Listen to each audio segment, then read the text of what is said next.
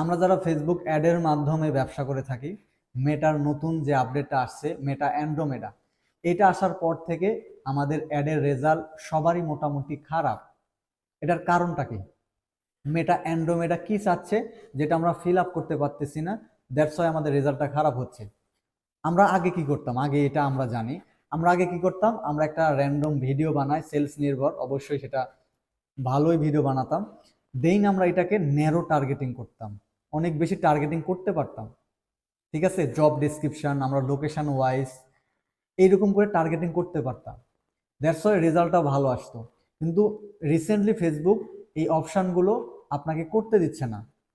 তারা আপনাকে advantage plus audience, যেটা অ্যান্ড্রোমেডার, যেটাকে আমরা অ্যান্ড্রোমেডা বলে আসছি, রাইট?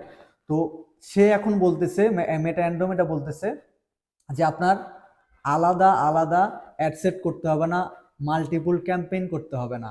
আপনার কি করতে হবে, আপনি জাস্ট একটা ক্যাম্পেইনে একটা অ্যাড সেটের ভেতরে আপনি যতগুলো আপনার ভিডিও আছে, অবশ্যই সেটা র্যান্ডম কোনো ভিডিও না। আমরা আগে যেরকম করতাম, একটা প্রোডাক্ট নিলাম, ওই প্রোডাক্টে র্যান্ডম একটা ভিডিও করে ছেড়ে দিতাম।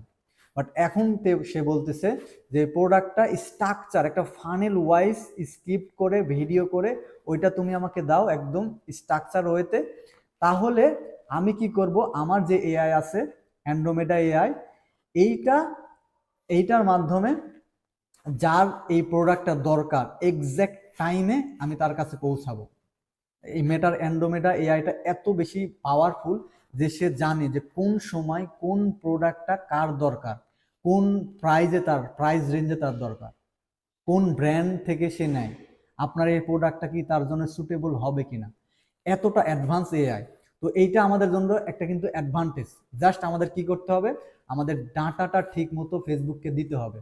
আমাদের ভিডিওটা একদম স্ট্রাকচার ওয়েতে, র্যান্ডম কোনো ভিডিও দেওয়া যাবে না। অবশ্যই এটা একটা স্ট্রাকচার ওয়েতে প্ল্যান করে স্ট্র্যাটাজি অনুযায়ী ভিডিওটা একসাথে সাজাতে হবে। দেন এটাকে আমাদের অপটিমাইজ করতে হবে। জাস্ট ভিডিও ছাড়লেই হবে না, একটা ভিডিও ছেড়ে রেখে দিলেন, 4-5টা ভিডিও রেখে দিলেন, এটা চলতে থাকলো, এটা হবে না। আপনার ডেইলি না করলেও অন্তত 2 দিনে একবার আপনার ওই ভিডিওটা চেক করা উচিত, চেক করতে হবে যে এটার হুক রেট কত, এটাতে মানুষ কেমন এঙ্গেজ হচ্ছে, এটাতে রিটার্ন কত আসছে। এটার অবশ্যই আপনাকে অ্যানালাইসিস করতে হবে, মেট্রিক্সগুলো দেখতে হবে যে সব কিছু ঠিক আছে কিনা। যেটা ভালো পারফর্ম করবে সেটা আপনার রাখতে হবে, সেটাকে স্কেল করতে হবে। যেটা পারফর্ম খারাপ করবে সেটাকে কিল করতে হবে, এটাতে রাখা যাবে না। আপনি একটা ভিডিও আপনার মনে হচ্ছে অনেক ভালো, কিন্তু ডেটা বলতেছে এটা ভালো না, ফেসবুক এটাকে পছন্দ করতেছে না, এটার হুক রেট ঠিক নেই, যে স্ট্যান্ডার্ড হুক রেট এটা ঠিক নেই, কোনো কিছুই ঠিক নেই। বাট আপনার মনে হচ্ছে এই ভিডিওটা অনেক ভালো হয়েছে, আমারও মনে হচ্ছে ভালো হয়েছে, বাট ডেটা বলতেছে এটা ভালো হয়নি, তাহলে এটাকে কিল করতে হবে। আর যেটা ভালো হবে, যেটা চলতেছে, সেটাকে স্কেল করতে হবে।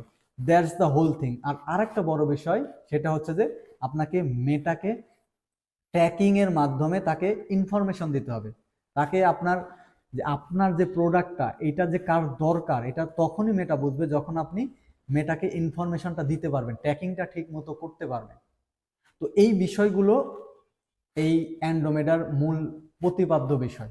তো আপনারা যারা ফেসবুক অ্যাডের জন্য সার্ভিস চাচ্ছেন, আমরা এমন এক এজেন্সি, আমরা ইনশাল্লাহ এইরকমভাবেই সার্ভিসটা লঞ্চ করেছি যে একদম স্ক্রিপ্ট থেকে শুরু করে আপনার প্রোডাক্টের সেল পর্যন্ত সবগুলো প্রসেস আমরা পরিচালনা করে থাকি আমাদের টিমের দ্বারা।